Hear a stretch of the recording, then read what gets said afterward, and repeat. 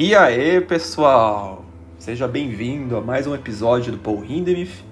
Hoje vamos falar da aula 3 e já quero pedir desculpa pela demora. É isso aí, a vida anda muito corrida, é muito chato editar vídeo, confesso pra vocês, mas hoje vamos tentar uma maneira nova. Se vocês gostarem desse novo formato, fala aí nos comentários e, enfim, que é muito mais fácil pra mim desse jeito, escrevendo e, enfim, acredito que vai ser até melhor porque é de uma maneira mais orgânica, né, desse jeito. Então eu espero que vocês gostem, porque assim vai ser possível terminar a série bem mais rápido. Então, bom, vamos lá. Sempre encara cada episódio, pessoal, dessa série como uma semana de treino, no mínimo, tá? Então eu sempre vou estar lançando uma nova aula a cada semana, para ter esse espaço para você treinar e, enfim, e absorver bem os exercícios. Então bora lá. Estamos no capítulo 3 do Paul Hindemith. Vamos falar sobre acordes de sexta. O que são esses acordes de sexta? Vamos descobrir agora. Inversão dos acordes maiores e menores. Então, pessoal, o acorde de sexta, ele é a primeira inversão de um acorde. Então, acorde de sexta igual primeira inversão, né? A primeira inversão, ela acontece quando a terça do acorde em estado fundamental está no baixo. Ou seja, veja aqui pelo exemplo dele. Esse acorde aqui é um acorde de Dó maior. Só que quem está no baixo é a terça, que é o Mi. Né? Uma dúvida, pessoal, que muita gente tem é o seguinte. André, o baixo precisa estar na clave de Fá? Não. O baixo, no caso aqui, desse acorde, é a nota mais grave. Né? Então, por exemplo, aqui, vamos pegar alguns exemplos. Temos aqui um acorde de Sol maior. Normal, né? Com a fundamental do Sol embaixo, Sol, Si e Ré. Quando o Si, que é a terça, vai para o baixo, temos uma primeira inversão. Se escreve assim, 1, 6. Esse aqui se escreve 1 e só, tá? Sem nada. Então, vocês perceberam que a sexta aqui passou a ser o baixo. Né? Ela não precisa estar na clave de Fá, não tem essa. A gente sempre pensa a relação do bloco que a gente está analisando. Quem é a nota mais grave? E a nota mais grave é o Si. Eu sei que esse Si não é grave, né? Pensando em altura. Mas aqui nesse bloco analisado, ele é o mais grave dos três. Então ele é considerado baixo, né? Então sempre pensa isso, sempre trabalha com essa ideia. Então aqui a gente tem um acorde de primeira inversão nesse segundo bloco. Um outro exemplo. Sei lá, Mi maior. Mi maior. Esse aqui é o Mi maior no estado fundamental. Como que a gente inverte ele? A gente pega a terça, escreve a terça e coloca o resto em cima. Si e o Mi lá em cima. Vocês perceberam que eles sempre têm o mesmo desenho? Olha só. Mi, vou até fazer de outra cor a cifra aqui. Já vamos falar da cifra. Opa, deixa eu voltar aqui. 6. Né? Então, eles sempre têm o mesmo desenho. Outro exemplo. Fá. Fá maior. Esse aqui é o Fá no estado fundamental. Para a gente pegar a inversão, a gente pega a terça e copia o resto. A quinta, né? E o próprio Fá. Você pode pensar também que, assim, não sei se isso vai te ajudar, mas pense no acorde no estado fundamental e você pode pensar que a nota fundamental vai para cima da quinta. Aí você tem a primeira inversão. Eu não sei, eu não gosto muito de pensar assim. Mas enfim, é uma forma também de pensar, tá? Aí aqui, cifra, né? 1, 6. 6. Uma outra coisa importante, gente. Por que 6? Né? Isso aqui é muito importante. Porque é o seguinte, vamos lá. Vamos pegar o exemplo em Dó maior. Bom, esse é a nossa primeira inversão, certo? Que intervalo a gente tem entre o baixo e a nota da ponta? Que intervalo a gente tem entre o baixo e a nota da ponta? A gente tem uma sexta. Então é por isso que a gente chama ele de um algarismo romano e 6. Entenderam? A gente sempre coloca esses números, pessoal, do intervalo em relação ao baixo.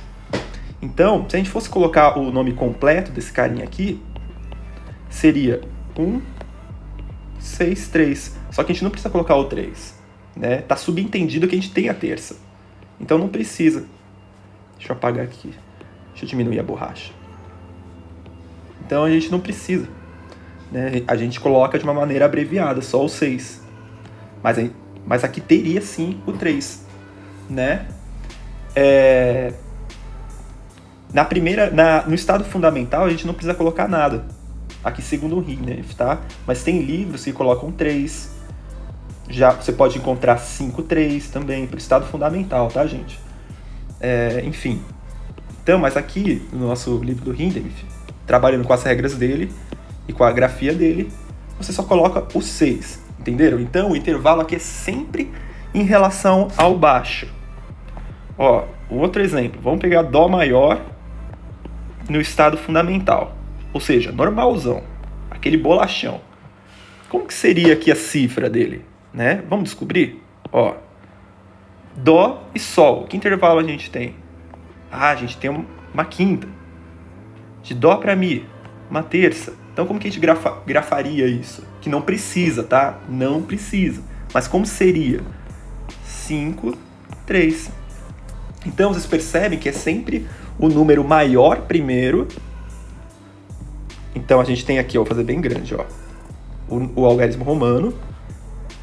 Número maior e os números menores, né? Enfim. Tá? Ou seja, então as grafias elas funcionam assim, ó. 6, 4, 5, 3, 3, sei lá, sempre do lado direito, tá, gente? Aqui no caso do número romano. Deixa eu apagar aqui esse para continuar. Vocês vão encontrar outras, tipo, sei lá, só 7, que mais? 7, 4, 2, e assim por diante, 4, 2, assim. Então, a coisa vai indo, tá? Você percebe que é sempre o número maior pro menor, tá? Parece óbvio isso, mas não é. Beleza? Agora vocês nunca mais vão errar grafia. Quando o número vier sozinho, gente, aí não tem o que fazer, né? Por exemplo, essa cifra aqui, né? Quando tem o 2 aqui, é só o 2, tá? Enfim, vamos continuar aqui. Então aqui foi meio que uma revisão também, tá? Vamos ver agora o que o Hindenburg me fala. Vamos lá, vamos voltar aqui. Bom, então, indicação do número do baixo 6. A gente acabou de explicar tudo isso. As duplicações, ele pede para duplicar ou a fundamental ou a quinta. Por enquanto, não a terça. Por enquanto. Esse negócio de duplicar a fundamental e a quinta, pessoal, tem a ver com a série harmônica. O acorde ele fica muito mais forte quando você duplica a fundamental e a quinta, porque na série harmônica, a fundamental e a quinta ela é duplicada mais vezes. Então ela ganha mais força. Quando você duplica a terça está longe da série harmônica. Então ela não ganha tanta força assim. Entenderam? É basicamente essa explicação. Então, quando você quiser um acorde bem forte, bem sólido, duplica a fundamental ou a quinta. Bom, aí o resto, né? Posição de oitava ou quinta, ou de quinta, não de terça. O que é esse treco de posição? Eu não lembro de ter visto isso em outro lugar, mas vamos lá. O Hindemith, pessoal, ele considera a posição a montagem do acorde em relação à ponta dele, em relação à ponta. Então, veja bem aqui. Ele sempre trabalha com a ideia que, assim, aqui é um acorde invertido, certo? Tudo isso aqui é Dó na primeira inversão. Dó com sexta, né? Esse primeiro grau com sexta. Então, veja bem que quem está na ponta é o Dó, né? Que seria a própria fundamental, que ele chama de posição de oitava. Aqui, no outro exemplo, quem está é a quinta, que ele também chama posição de quinta. Na minha opinião, isso aqui meio que confunde, porque posição de oitava, você pode pensar que é a oitava em relação ao Mi, mas não é, cuidado. Aqui na quinta é mais fácil, né, de pensar. Então, lembre-se disso, quando ele estiver falando de posição de oitava, ele está falando em relação ao estado fundamental, o acorde que está no baixo no estado fundamental, tá? A tônica. Então, cuidado com isso, tá? Deixa eu apagar aqui. Então, por enquanto, não façam posição de terça. Não façam posição de terça.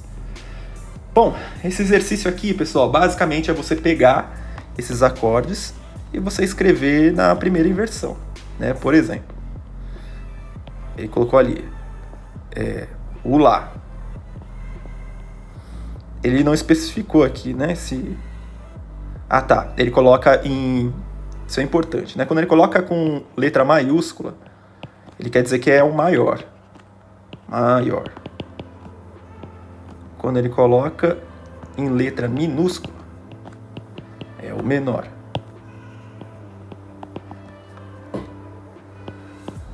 Ok? Então, vamos lá. Por exemplo, ele quer um Lá maior na primeira inversão. Então, o que a gente faz? A gente pega a terça de Lá, que é Dó sustenido, e deixa no baixo. Dó, Mi e Lá. Pronto. Ai, André, como eu sei se eu acertei? Vamos ver, então, a cifra entre o Dó e o Lá.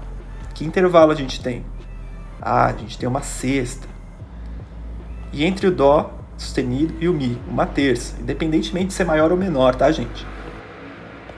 Então, no final a gente tem um acorde qualquer,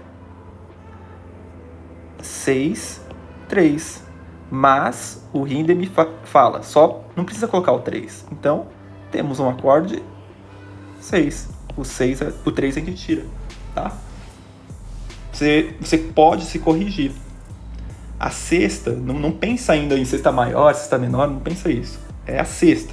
É uma sexta, tem uma sexta aí, né, independentemente da qualidade. Então, enfim. No caso aqui é uma sexta menor, tá, gente? Enfim. Uma sexta menor e uma terça menor. Estamos falando de um acorde maior, tá?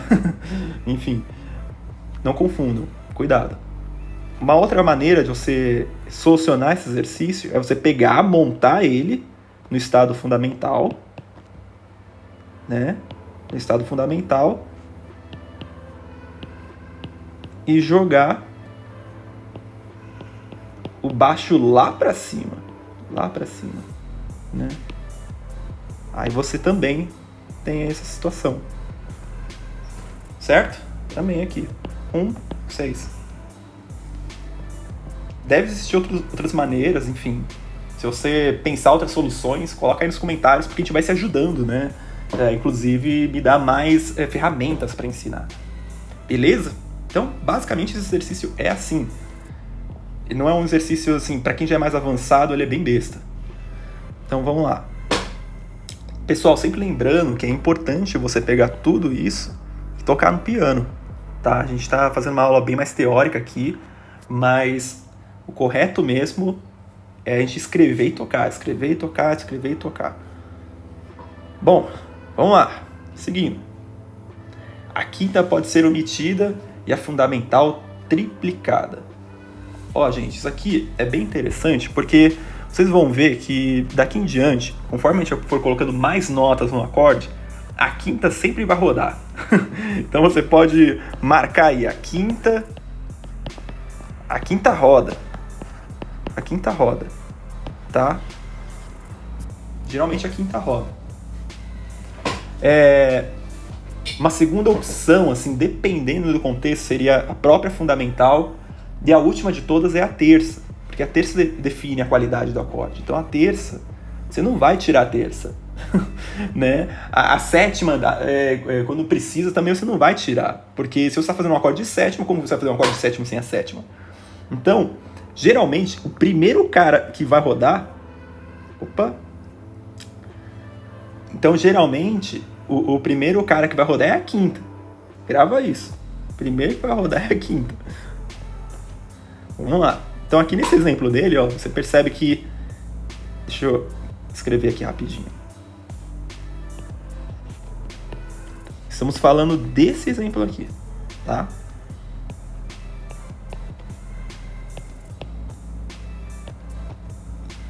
Ó, então, aqui você percebeu que ele triplicou a fundamental, né? Você pode me perguntar o seguinte, aliás, isso é uma coisa importante pra gente saber, gente. Esse dó aqui da clave de sol e esse aqui da clave de fá é o mesmo cara, é o dó central, tá? Aí você pode falar, mas só tem duas notas aí. Não, a gente tem que pensar que o tenor tá fazendo essa nota e o contralto também, né? Claro, né, a gente pode falar da coisa do esforço de fazer essa nota, que muda o timbre, mas não vem ao caso agora. Mas aqui a gente conta sim como 3 notas, tá, gente? Mesmo sendo a mesma nota. Então, cuidado. Lembre-se sempre disso aqui, tá? Até quando você for fazer seus exercícios, aqui é a mesma nota, tá? Tenta evitar fazer isso. Então, ó, você percebeu que a gente triplicou a fundamental. Aí o outro exemplo, né, que ele deu.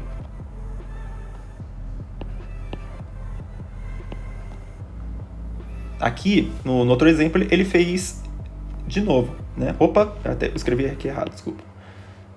Aqui. Só que ele deixou bem mais separadinho, né?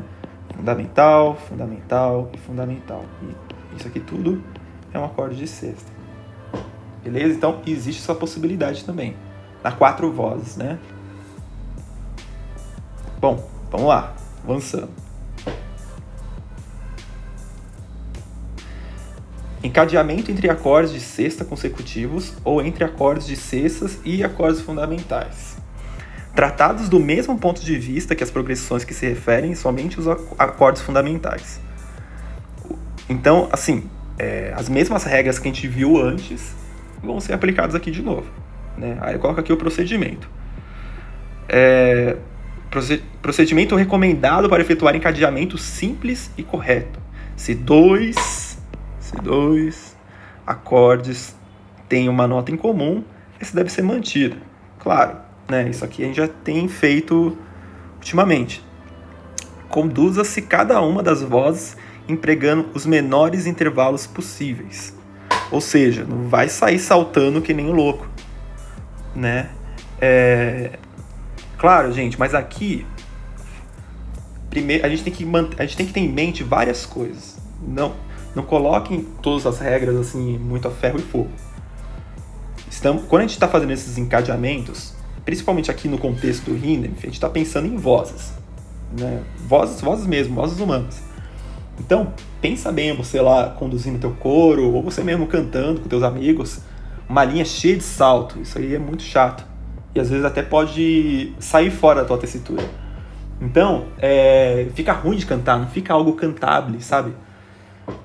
Então a gente sempre tem que tomar cuidado com isso. Até quando a gente está escrevendo para instrumentos de orquestra, enfim, eletrônicos até que não, mas principalmente de orquestra, daí a gente sempre tem o cuidado de escrever essas linhas melódicas, né?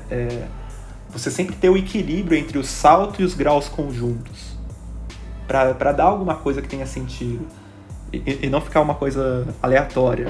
Então, cuidado, essa regra aí é para levar para a vida. Vamos seguir.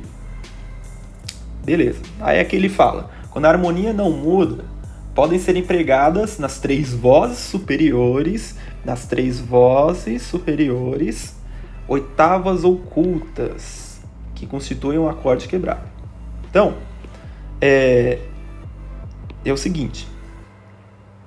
Aqui ele aceita a oitava oculta no acorde de inversão, segundo o Rinef, tá, gente? Só que quando ele muda de acorde, ele acha que soa mal. Eu, particularmente, acho que os dois soam mal. Mas aí vai de vocês, gente. Não tem certo e errado. Esse negócio de quintas e oitavas ocultas acontece até com uma certa frequência. Mas a título de exercício, a gente pode tentar evitar, né? Isso aí acontece desde antigamente, no século XIX, nos conservatórios, nas aulas de harmonia. A gente vê pelos manuscritos que os exemplos, assim, tinha exemplos bons dos alunos que eles faziam oitavas e quintas ocultas, eventualmente. Então, isso aí é bem menos penoso do que oitavas e quintas diretas, né, que é o movimento direto, cuidado. Esse aí realmente a gente tem que evitar. Por que a gente evita? Porque a gente não quer tirar a polifonia. Quando a gente faz encadeamento a quatro vozes, a gente está trabalhando com uma certa polifonia aí a quatro vozes. Então, quando você faz o movimento direto de quintas e oitavas diretas, você está matando esse movimento, né? É claro que a gente encontra no repertório exemplos de quintas e oitavas paralelas. Mas aqui é título de exercício, para você tirar o melhor som que você puder do exercício, a gente tenta evitar. Mas na vida real, se você estiver compondo, você fala, cara, eu quero esse efeito. Aí tudo bem. Mas aí que está a grande questão. Você querer o efeito e não fazer sem querer. São duas coisas diferentes, né? Você fazer por falta de habilidade é uma coisa, você fazer por querer é outra. Então, tome cuidado, tome ciência disso. Então, vamos lá. Depois a gente fala um pouco mais desse negócio de quintas e oitavas ocultas, se vocês quiserem. Vamos fazer aqui 2 exercícios. Bom, pessoal, é isso. Eu queria muito te agradecer, você que ficou até aqui. Eu espero que esse conteúdo tenha te ajudado de alguma forma. E se ajudou, eu vou ficar muito feliz, é claro. Bom, para você não perder os próximos vídeos dessa série, não deixe de se inscrever no canal, de curtir o vídeo também para apoiar meu trabalho e para me incentivar a fazer mais vídeos. E também, caso você quiser ter acesso ao XML e aos PDFs que eu te mostrei aqui nessa aula, se inscreva no meu Patreon. Lá, além de você ganhar esses PDFs e o XML, para você dar a sua aula, para você mandar para os seus alunos, para você praticar, você também pode pedir assuntos que te interessam. Lá eu vou dar uma prioridade para o pessoal do Patreon para estar atendendo pedidos, tá? Então, veja se isso é bom para você. Qualquer coisa, se inscreva. Eu queria te agradecer novamente pelo carinho, pela atenção.